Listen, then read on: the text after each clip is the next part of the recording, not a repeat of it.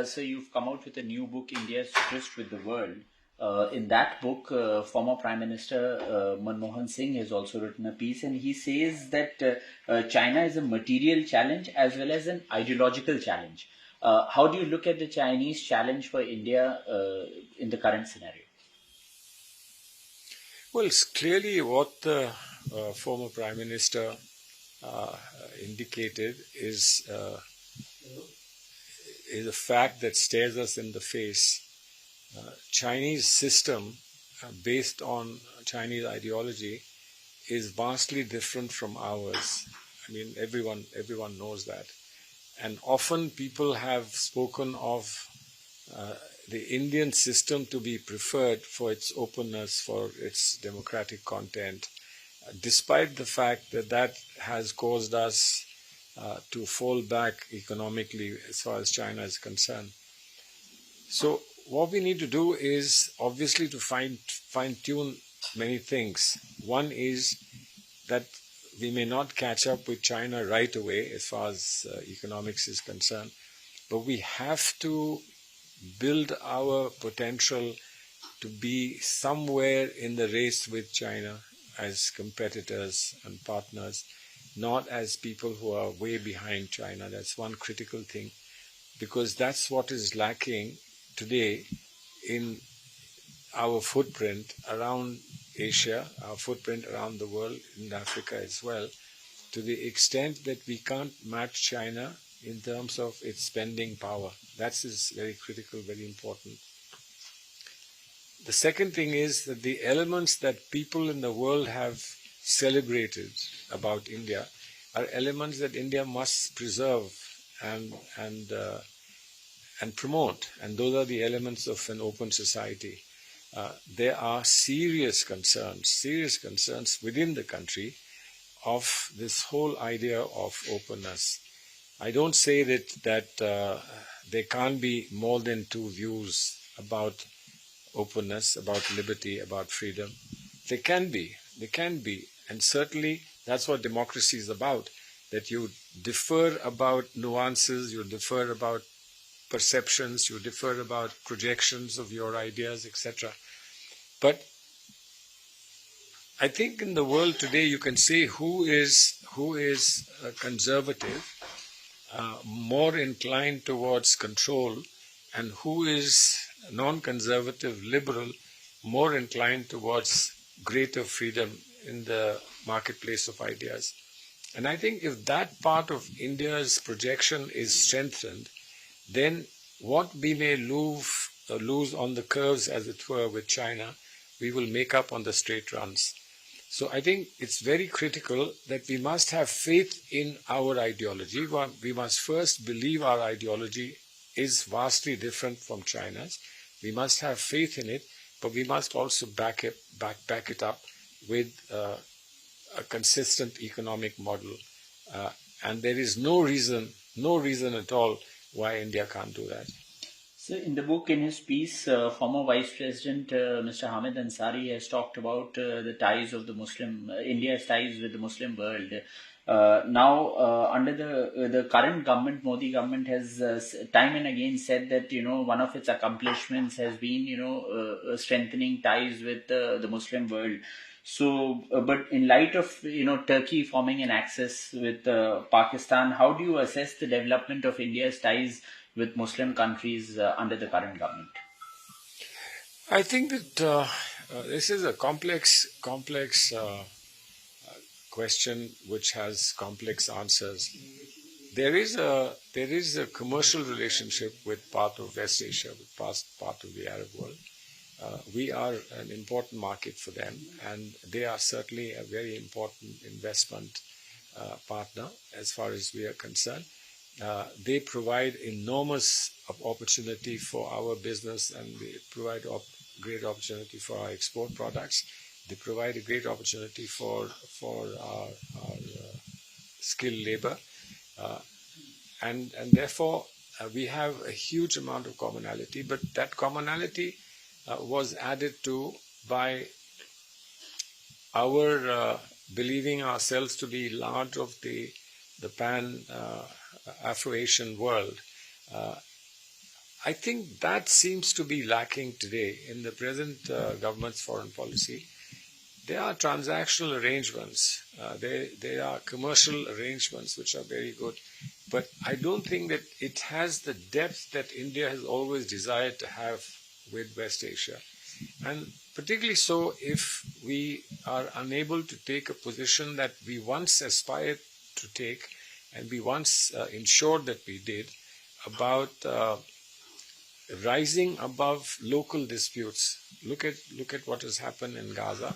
Look at what has happened, the conflict between Palestine and Israel. We didn't appear to rise above the dispute to speak in a voice of objectivity, fairness, and humaneness that was expected of India and that India espoused for enormous number of decades, etc. I think that was lacking. So a relationship that's based only on transactional commercial arrangements is not a relationship that is worth writing home about. So do you think that for the first time after independence, India moved away from its traditional stance on the Palestine issue and that damaged our reputation? Well, I believe the world is very divided on Gaza, on Palestine. There are people who are very vociferously in support of Gaza and against what has been done in Gaza. And this is across the globe. I mean, this is in the United States of America. And in the United States of America, it includes Jewish citizens of the United States of America. And people have been very outspoken in the UK, Germany, France, the United States of America. We didn't see the same thing from India. The kind of support India had been associated with in terms of the freedom of Palestine is something that we didn't see. I mean, we had a whisper of continuing to support the two-state solution, and I presumably we still do. But I don't think that that's the impression that the people in Gaza and in Palestine would have, that there was a steadfast friend called India who stood by us even in difficult times. And of course, there are reasons that will be given as an explanation of why we haven't been able to do this. But we are very clear, and my top leadership on the Congress Party have very, very clearly made this apparent, that our association with Gaza and with Palestine cannot be compromised. We have very, very clearly said that there are certain positions that may have been taken by elements in Gaza and Palestine that we cannot empathize with. But for the people of Palestine, the people of Gaza, and the kind of treatment the children and women of Gaza have received at the hands of military powers is completely unacceptable to the Congress. So in your piece in the book, you've said that foreign policy is being conducted in a very personalized manner under this government. So what are the recent examples you see that foreign policy being conducted in a personalized manner, and what are the pitfalls of that? Well, the pitfalls are that if you do a personalized foreign policy projection, if your personal relations falter, then the entire edifice of your foreign relations falls. Now, I think India has always had, and most countries have a projection of their top leadership as the face of foreign policy. Nehruji was a face of foreign policy, undoubtedly. Mr. Rajiv Gandhi was the face of foreign policy. Dr. Manmohan Singh, face of foreign policy. And I assume that was true also about Mr. Atal Bihari Vajpayee. But foreign policy was more than just the face. Foreign policy was the edifice, was the base, was the structure that was built by that face. And that was foreign policy. Foreign policy involved an enormous amount of conflict resolution ability by being friends and sharing aspirations, which we did with many countries in the world. I think that's not there today. It's all transactional. It's all I hug you, you hug me, I give you, you take something from me. And America is a very, very clear example of that. Look at the relationship we were supposed to have with the United States of America. Look at what President Trump has continued to say about the friendship that he owes to Mr. Modi, our Prime Minister. And look at what America is doing to India. I mean, look at people use words like humiliation and making India a pushover, etc. Maybe I would not like to go that far, but certainly, what is being inflicted upon the business people of India and the students who aspire to go to the United States to be at university, look at what is happening to them. And how do we explain that in terms of friendship between the leaders of the two countries? Sir, I'm glad you brought that up because my next question is on that. President Trump has claimed several times that Operation Sindoor was stopped stopped by him using trade. He has also said that he's spoken with India and India has assured him that they won't buy oil from Russia. So all these statements coming in, where does that leave the India-US ties, and how should the government be addressing this? See, before we get to the United States, because you're talking about buying oil with Russia, I was a little surprised when I heard the Indian Foreign Minister say that Europe must understand that its problems are not the world's problems, and to expect that everybody would take that to be the scenario that operates. Now, Europe's problems have become the world's problems. They've become our problems, and our problems have become their problems. So it's a very compact world. These kind of bold statements don't get us anywhere. I think subtlety and nuances of foreign policy is very important. Now, Europe has consistently understood that India has a very special relationship with the Russian Federation, and that they tried to look away, partly, I guess, because they were dependent on Russian gas, and therefore they couldn't possibly be hypocritical and say, you must stop, but we won't stop. But that's Europe. What America has done is entirely different. Now, when America says you stop buying oil from Russia, it is impacting India's economy. Now, today it stopped buying oil from Russia, tomorrow stop doing trade with Russia, thirdly doing something else, sharing some strategic relationship with Russia. Now, we can't be told India is not a small pushover country, that somebody, no matter how large and how big and how important they are, telling India that you can't do certain things. We are asking you not to do these things because if you do, you will suffer. And India has suffered. Kind of tariffs that were imposed in India, completely unheard of, completely and utterly unheard of. No matter how much you argue and debate behind closed doors, but to publicly say that India deserves to be taught a lesson is, if this is not a failure of foreign policy, what is? But you've been a former foreign minister. What should be India's response in light of what President Trump has been repeatedly saying, especially about stopping India-Pakistan conflict using trade?